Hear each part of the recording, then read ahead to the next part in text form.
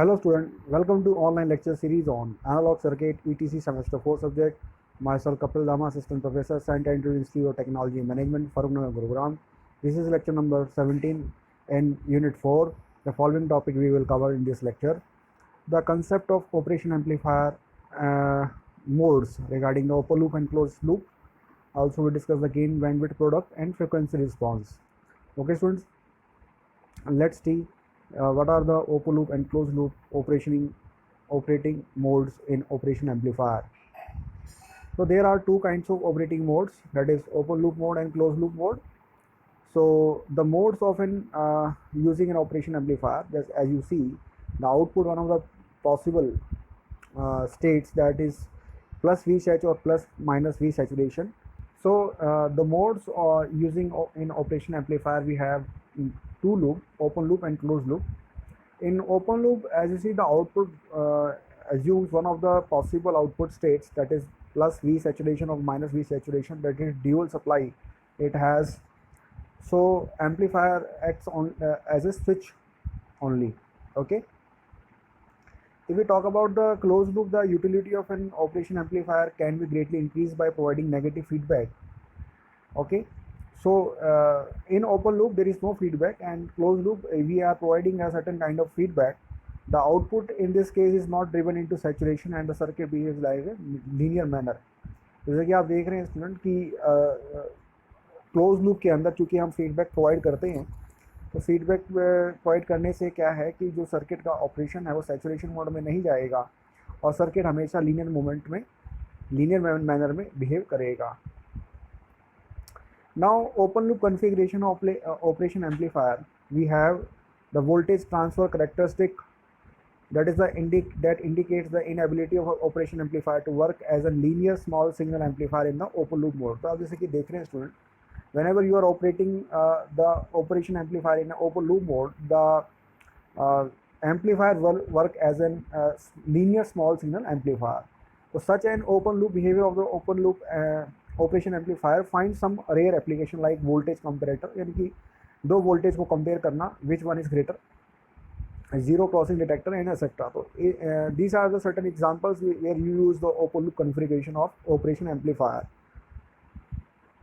Again we have the configuration in which the output depends on the input but the output has no effect on the input is called open loop configuration. तो ये कहता है कि जैसे कि आप output define कर रहे हैं इनपुट के ऊपर, बट आउटपुट का इफेक्ट नहीं है इनपुट पर, तो ये ओपन लूप कॉन्फ़िगरेशन में, क्योंकि हमने एक फीडबैक नहीं लगाया हुआ, और जब फीडबैक ही नहीं लगाया हुआ तो सिर्फ आउटपुट इनपुट की तरह जो है वो रिफ्लेक्ट हो रहा है. तो it works as an high gain amplifier.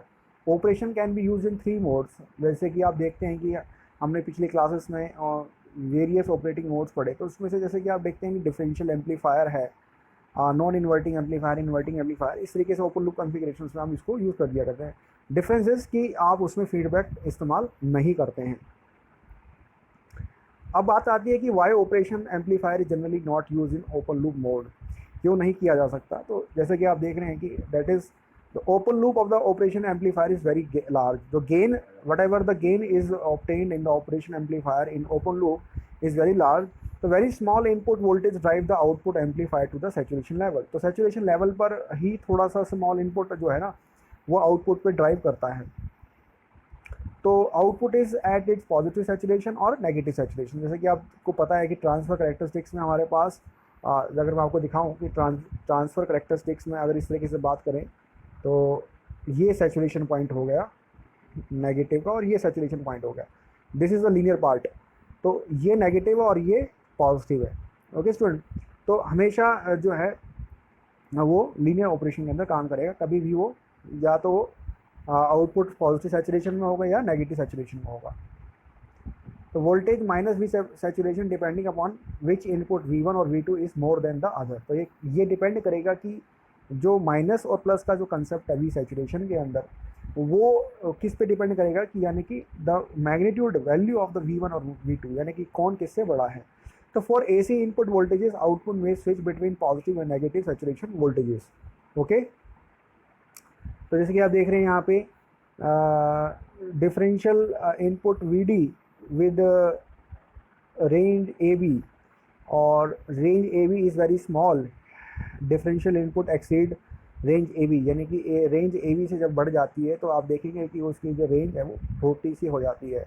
This indicates the ability of operation amplifier to work as a linear small signal amplifier in an open loop mode. तो हैंस ओपन लूप मोड के अंदर is not use for linear application. तो operation amplifier का बहुत ज़्यादा इस्तेमाल नहीं है. अब बात करें स्टूडेंट, अगर close loop operation of N amplifier, the utility of such kind of amplifier can be increase considerably bye operating in A close loop mode. यदि आपको ऑपरेशन एम्पलीफायर की यूटिलिटी को बढ़ाना है तो आप उसको क्लोज लूप ऑपरेशन मोड में अप्लाई करें, और इससे ये पॉसिबल होगा कि with the help of feedback, the feedback allows to feed some part of the output back to the input terminal. जैसा कि आप देख रहे हैं कि अभी हम लोगों ने जो भी पिछले ऑपरेटिंग मोड्स में बात करी माइनस प्लस, तो आपने यहाँ एक फीडबैक लगाया हुआ है, इसको ग्राउंड किया हुआ है. तो ये फीडबैक जो है इम्पॉर्टेंट रोल प्ले करता है. ओके, तो लीनियर एप्लीकेशंस में ऑपरेशन एम्पलीफायर यूज़ करता है नेगेटिव फीडबैक. तो नेगेटिव फीडबैक के होने से क्या होगा, एक तो गेन कंट्रोल में रहेगा, और which drive the operation amplifier out of its linear range even for a small noise voltage at the input terminals. Now if we talk about the student gained bandwidth product, तो जैसे कि आप देख रहे हैं कि this is the gain bandwidth product, the frequency response curve, frequency with respect to gain. Okay, तो gain of an operation amplifier after the half power point, यानी कि half power point is 0.707, यानी 1/√2, where the gain of the operation amplifier drops at a constant rate equal to the product of the gain into frequency. तो इसमें ये जैसे कि आप देख रहे हैं स्टूडेंट कि यूनिटी गेन 1 और आपका जो यूनिटी गेन बैंडविड्थ है वो कुछ इस तरीके से यहाँ दे रखा है. साथ ही साथ आप देखेंगे फुल वो पावर गेन बैंडविड्थ को रिप्रेजेंट किया हुआ है ऐसे, और हाफ पावर को रिप्रेजेंट किया हुआ है ऐसे. तो गेन बैंडविड्थ प्रोडक्ट क्या हुआ स्टूडेंट, जो ये इस तरीके से इंडिकेट किया हुआ है. ओके, तो गेन बैंडविड्थ जो प्रोडक्ट है वो क्या है, gain of an operation amplifier after the half. तो हाफ पावर के बाद जब आपका gain operation amplifier drop at a constant rate, then it equals to the product of the gain and into the frequency. Okay okay students, it is also plays a very important role in the performance indices of the operation amplifier. So gain bandwidth product is the region after the half power point or full power bandwidth where we can see a steady constant decline in the gain of the operation amplifier as the frequency increase. जैसे कि आप देख रहे हैं student, ये वाला इसकी बात कर रहा है वो, ये जो आपका गेन है कांस्टेंट है, डिक्लाइन है, स्टेडी है, और हाफ पावर के बाद वो एक क्या हो जा रहा है स्टूडेंट, डिक्रीज हो जा रहा है. तो फ्रिक्वेंसी बढ़ रही है मगर आपका जो कांस्टेंट गेन है वो डिक्लाइन कर रहा है स्टडी रेट से. तो गेन बैंडविड्थ प्रोडक्ट जो बनेगा स्टूडेंट वो बनेगा गेन इनटू फ्रिक्वेंसी. ओके, तो गेन इनटू फ्रिक्वेंसी का कंसेप्ट क्या है, गेन, तो ये फार्मूला है स्टूडेंट, इसका रिलेशन है कि हम अगर गेन बैंडविड्थ का रिलेशन निकालना चाहें कि कितना गेन बैंडविड्थ प्रोडक्ट किसी ऑपरेशन एम्पलीफायर का, तो हम इस फार्मूला से रिलेशन से हम निकाल सकते हैं. साथ में कहता है स्टूडेंट कि यदि हाफ पावर पॉइंट से बियॉन्ड फ्रिक्वेंसी, तो gain falls at a rate such that product of the gain and frequency is constant. तो हाफ पावर पॉइंट के बाद जो गेन का और फ्रिक्वेंसी का जो प्रोडक्ट है वो हमेशा कांस्टेंट रहेगा. ओके, और किस में रहेगा, नेगेटिव स्लोप की तरफ. तो दिस इज कांस्टेंट या this is called as a gain bandwidth product. Okay student, If we talk about the slew rate, student, then it is very important characteristics of an operational amplifier. That is, it is defined as the maximum rate of change of output. Okay, maximum rate of change of output voltage, output voltage का rate of change with respect to time, वो define करेगा क्या student? Slew rate. Okay, और हमेशा slew rate को define किया जाता है operation amplifier and unity gain condition. So the slew rate is caused due to the limited charging rate of the compensation capacitor and current limiting and saturation of the internal stages of the amplifier, where high frequency large amplitude signal is applied. Okay, तो ये है कि जितना output के input थोड़े से input variation में आपका आउटपुट पे वेरिएशन दिख रहा है with respect to small time और स्मॉल इंस्टेंटेनियस वैल्यू अगर आपको ऑब्जर्व हो रही है, तो that will represent the slew rate, maximum rate of the output voltage with respect to time. तो इसका जो फार्मूला है स्टूडेंट वो ये है. Okay, that is, it is given by the compensation capacitor. तो dVCT by dt I by C, 1 by C. Okay, तो for large charging rate capacitor should be small or the current should be large. तो S is equal to I maximum by C. तो अगर large charging rate है तो capacitance अगर छोटा होगा तो करंट हमेशा बड़ा होगा, क्योंकि I is directly proportional to the slew rate. Okay student, जैसे कि एग्जांपल के तौर पर आप देख सकते हो कि 4741 IC the charging current is 15 micro ampere. Micro means 10 raise to the power -6 ampere. Okay, तो I की वैल्यू ये दे रखी है और C की वैल्यू क्या दे रखी है? 30 पिको फैराड. तो when you divide this both the values, you will get as S is equal to 0.0 volt per microsecond, 10 raised to the power minus second. Okay,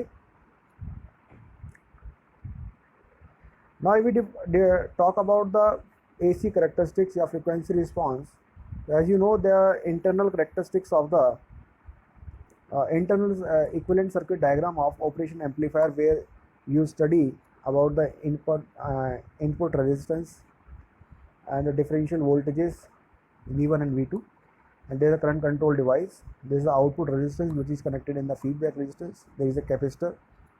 Okay, तो high frequency model operation amplifier में क्योंकि input resistance की value क्या है? High है. Okay, output resistance की value क्या है स्टूडेंट? लो है. तो आउटपुट रेजिस्टेंस की वैल्यू लो है और हाई इनपुट रेजिस्टेंस है, तो majority of the current from any of the inverting mode or non-inverting mode, the current will bypass to the feedback resistance and obtain at the output. Okay students,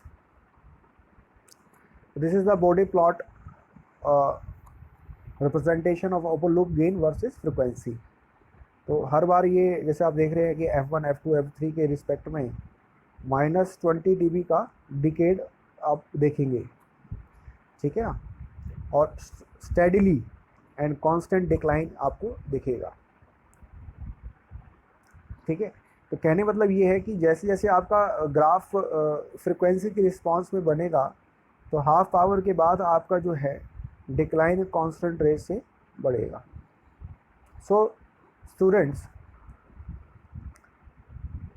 this is the open loop gain versus frequency response of an operation amplifier, in which you study the various characteristics, gain, bandwidth, product, frequency response, open loop mode and closed loop mode, and why we are using the closed loop mode and open loop mode, or why we are use the closed loop mode. The closed loop mode, that is, we are using the feedback resistance, feedback path in order to provide to perform the circuit in a better condition. Okay student, so this is all about the lecture discussion in this topic. तो आने वाले lecture में और topic को discussion करेंगे। तो तब तक के लिए थैंक यू।